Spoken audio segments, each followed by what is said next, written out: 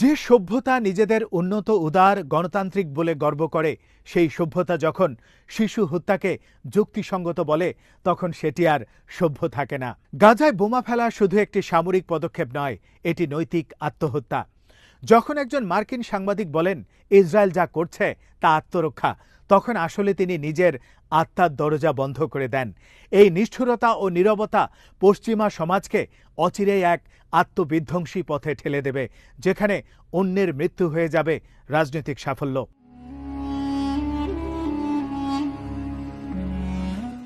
পশ্চিম এখন নিজের ভেতরেও সেই সহিংসতার ছায়া অনুভব করছে।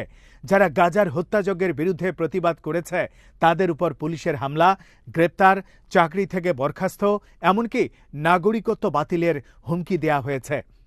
আমেরিকায় অ্যান্টিফা বা বামপন্থী কর্মীদের আজ রাষ্ট্রের শত্রু হিসেবে উপস্থাপন করা হচ্ছে। যুক্তরাষ্ট্রের অ্যাটর্নি জেনারেল এক পর্যায়ে বলেছিলেন, যেভাবে আমরা মাদক চোরাচালানকারীদের ধ্বংস করেছি সেভাবে অ্যান্টিফাকে ধ্বংস করব। এভাবেই গাজার পদ্ধতি, অর্থাৎ প্রতিবাদ দমন, বিরোধীদেরকে শত্রু হিসেবে দেখা, প্রযুক্তিগত নজরদারি এখন পশ্চিমের নিজস্ব সমাজে প্রয়োগ করা হচ্ছে। যে অস্ত্র ফিলিস্তিনিদের উপর প্রয়োগ করা হয়েছিল তা শিগগিরই পশ্চিমা জনগণের উপর ফিরে আসছে।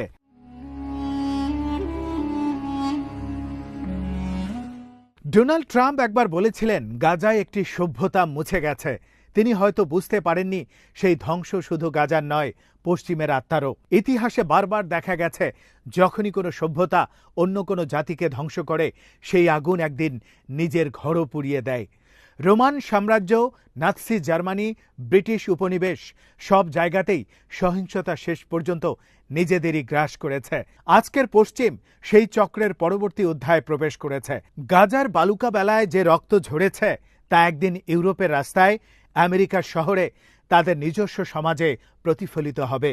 প্রযুক্তির মাধ্যমে, জাতিবিদ্বেষের মাধ্যমে এবং রাজনৈতিক দমননীতির মাধ্যমে।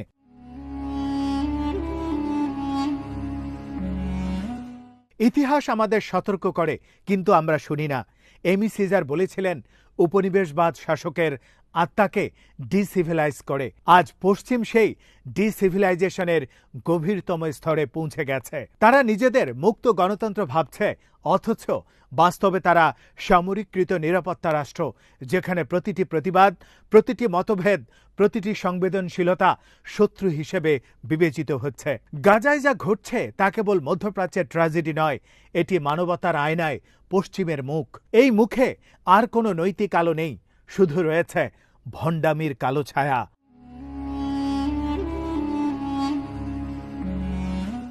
পশ্চিম আজ যা করেছে তা কেবল অন্য জাতির বিরুদ্ধে নয়, নিজেদের ভবিষ্যতের বিরুদ্ধেও অপরাধ।